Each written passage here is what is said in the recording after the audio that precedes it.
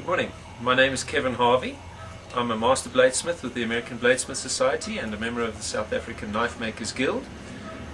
I live in South Africa in a town called Belfast, about 2 hours east of Johannesburg. And about a year ago, Heather, my wife, and I attended a self-defense course. We enjoyed it so thoroughly we landed up doing it twice. But by the way, while I was doing this course, on one of the nights I landed up dreaming of a knife that would suit the method that was taught very nicely. And what was recommended was a curved blade, and to do slashing cuts. What was recommended was to do slashing cuts as opposed to stabs. Stabs apparently will only make small wounds, whereas if it were a slashing cut, it's much more traumatic. Now, it does sound quite gruesome, but if your life is on the line, one needs to do everything in your power to give yourself the edge, no pun intended. So I woke up early in the morning, and before I could forget what I had dreamt, I made a quick pencil sketch and came up with the original design of what turned out to be the bat knife. Now, the bat gets its name from the shape of the blade with the scalloped cutting edge. The scalloped cutting edge we have found to be a very efficient cutting instrument. It cuts more aggressively than a smooth edge, but doesn't foul and gall up, and especially in clothing, as the fine serrations like the blades we are used to.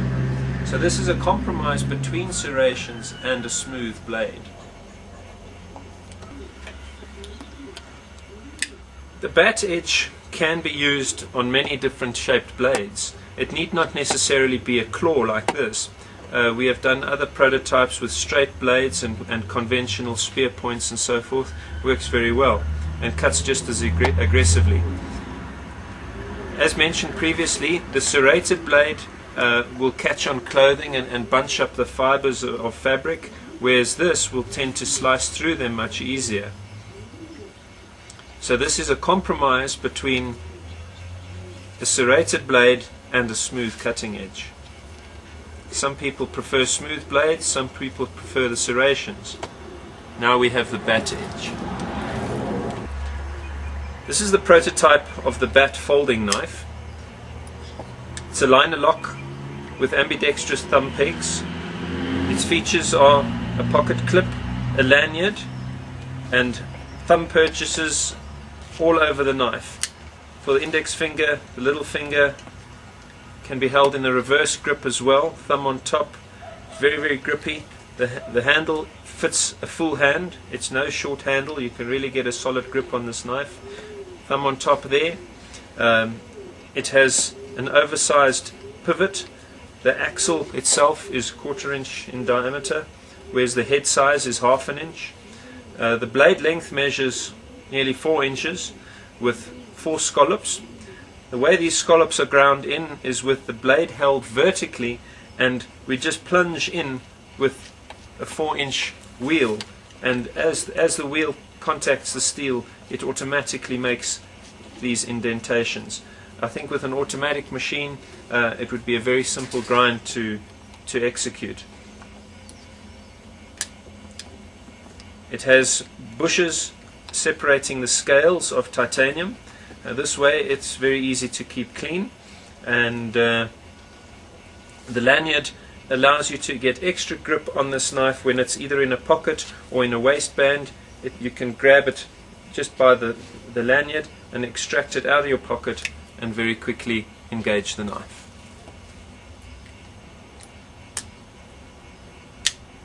I like this knife. I suggest that in manufacture we use either a carbon fiber or a G10 type material. It needs to have texture and a grippy surface on the sides. The pocket clip also, some people prefer a tip up or tip down carry. I've got used to tip up carry, so that would be in my waistband like that. But it would be a very easy thing to swap the pivots, the screws to that end of the knife. And to enable one to carry it the other way around. Now, just to demonstrate to you the cutting efficiency of this cutting edge design, we've got our workshop assistants, Rupert Holzhausen and Yvette van Sale, who are going to try and act mean and cut things for us, demonstrate how this knife can work. This is Rupert Holzhausen. He's been working with us for about a month now. He's been knife making as a hobby for altogether a year, and he specializes in knives and forks, so we call him the fork and knife guy. He's got a nice smile, but he can act quite mean. He used to be a rugby player in his day, so I think he's got the quick reflexes to make this knife look good. What can I say about you? Something derogatory. He's great.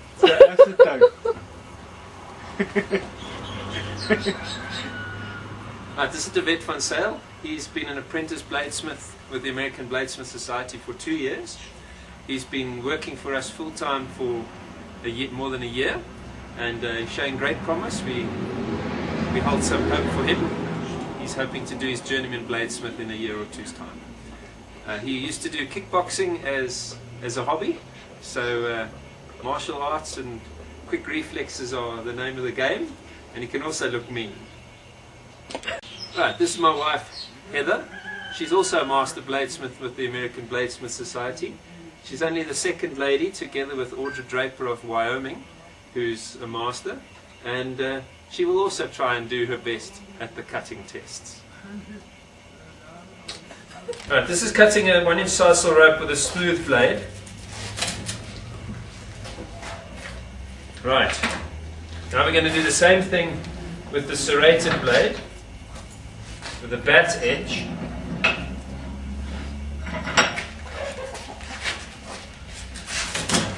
Look at that.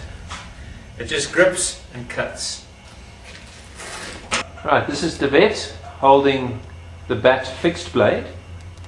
He's going to cut the 1-inch sisal rope, and the setting is the blacksmith shop at Heaven Forge.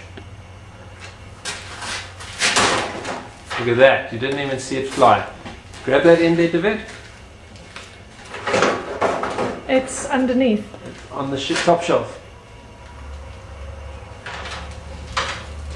There we go. One easy swipe. Do you want to do it again that we can catch it in slow motion?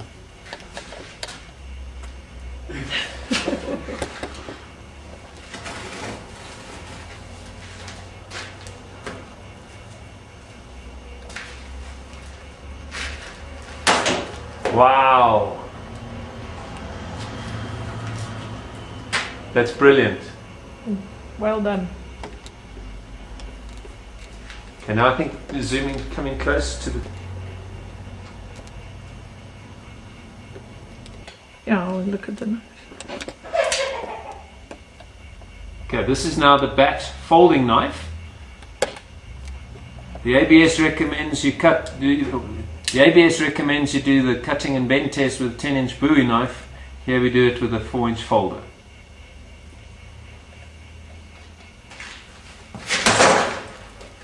Excellent.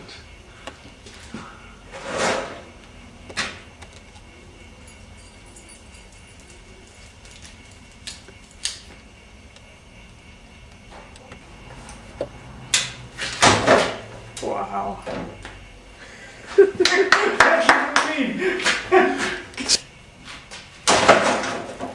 Yes, you didn't even try. It's so easy. Yeah. That's Rupert's first rope cut. Ever, yeah. Well done. Last one I had was when Kevin hanged me outside. And I had to use my pocket knife to feed myself. What happens when you arrive late for work? Yeah, I can't believe that. Doesn't take much effort at all. Sure, you haven't even been practicing. Like Yvette every day. Yeah. Yeah, see this? That's amazing.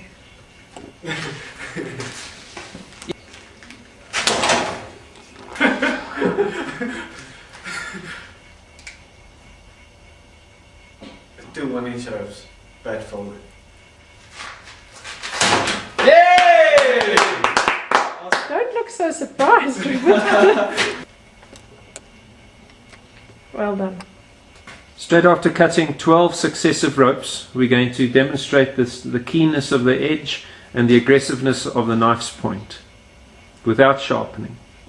That'll be on the paper cut, and then we're going to go and do the piggy leg cut. The next test is to demonstrate how eagerly the point pulls itself into the cut.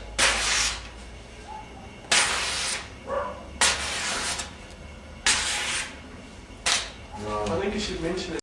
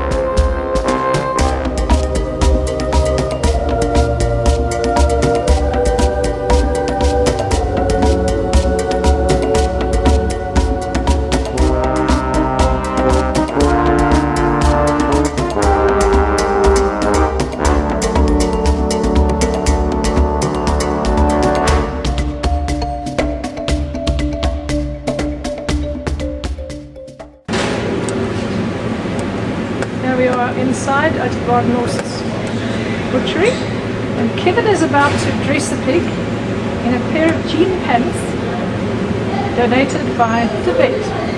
The zip's broken and they don't fit anymore. Sit on, right? So you can put across this camera thing. This camera phone. And that is Doctor and his team. And they make really nice biltong.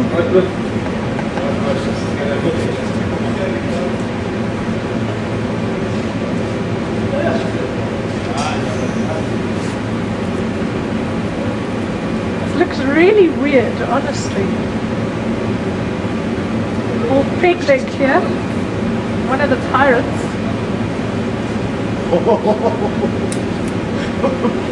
Come on, guys.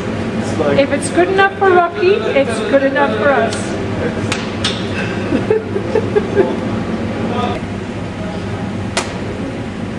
Aish! Wait a second, let me zoom in on that. That's nasty. Okay, out of the way. Ooh. How deep would you say that is? 3 inches. Oh, good lord. Okay. So the jeans didn't do anything, eh? No. Yeah, next one, ready? Oh, gosh. Turn it a little bit.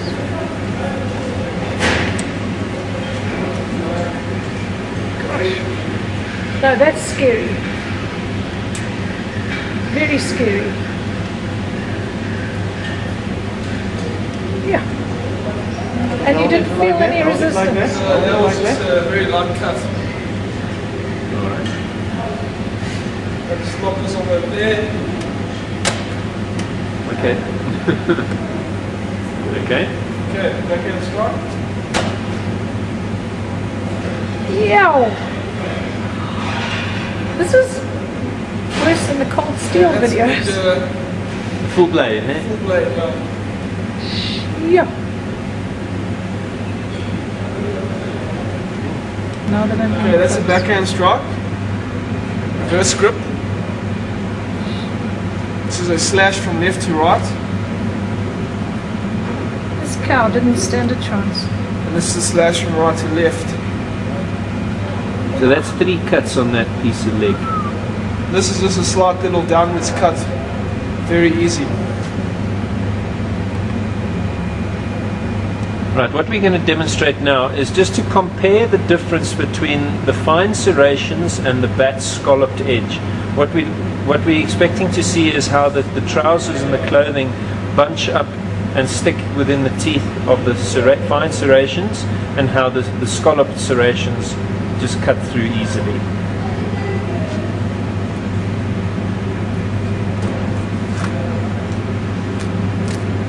Okay, you see how the material actually rips and tears.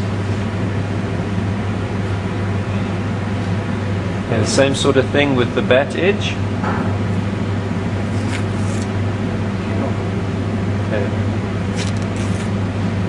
Alright.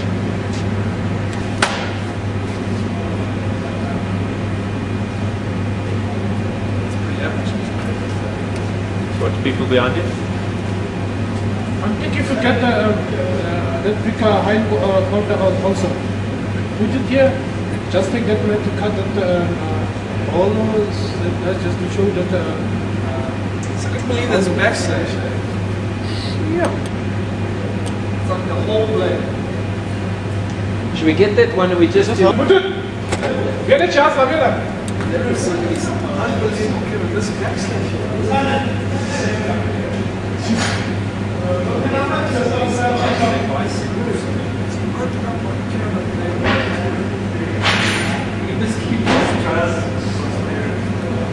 But Dr. Chris Barnard here, standing close by to assist with the medical observations. I don't think we can bring him back to life.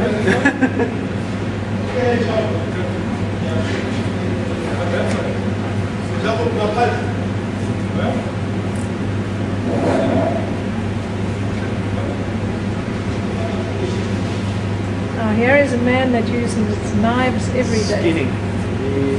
He cuts up his meat with this knife.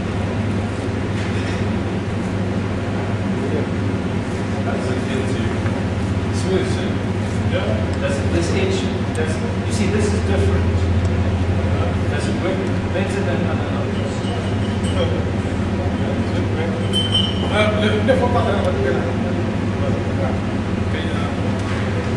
David, hold up your jeans first. Okay, you're going to model them for us?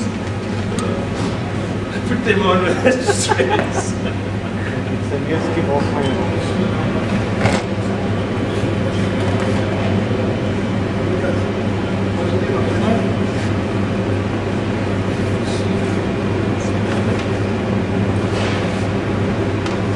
Okay.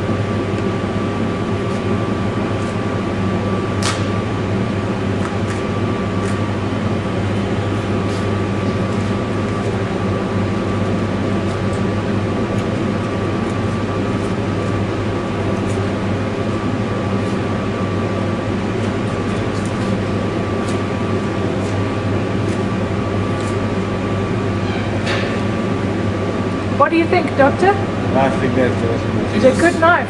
That's a good knife. Yeah. See, that needs a bit more sawing. Blade has a tendency to catch in the fabric of the materials and bunch up in the teeth, compared to the bat edge, which when sliced through material tends to slice that much more cleanly.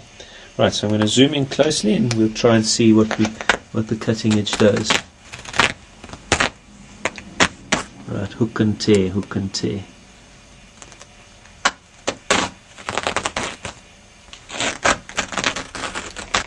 Right, Right, here is our bat knife now. Both knives incidentally were sharpened to the same degree of shaving sharpness, so there's not a false reading being given here. Alright, now let's see how this knife cuts. Same amount of effort, did it? Absolutely. Wow. Clean cuts. Right, that's a close-up of the ragged cutting edge cut by the serrated blade. That's a close-up of the material after being cut by the bat edge. Nice and smooth. Here we're going to demonstrate the serrated blade cutting through a spiral bunched up piece of denim.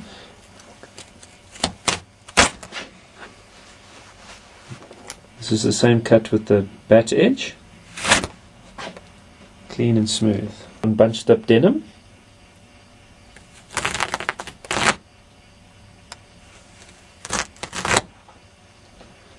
This is the bat edge on the same denim.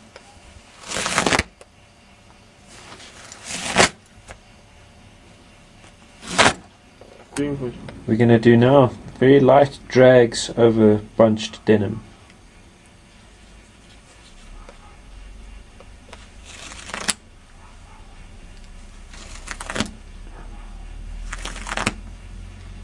Alright, the same thing with the serrated blade. Here we have the no-name brand serrated blade with its name obscured. Right, light cuts.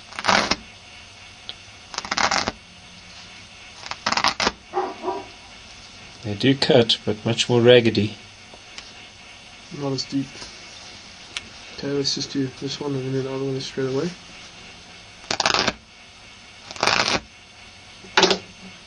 Two-finger drag.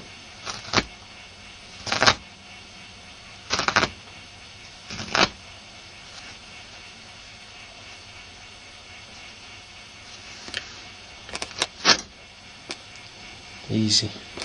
Rolled up pair of jeans, one good cut.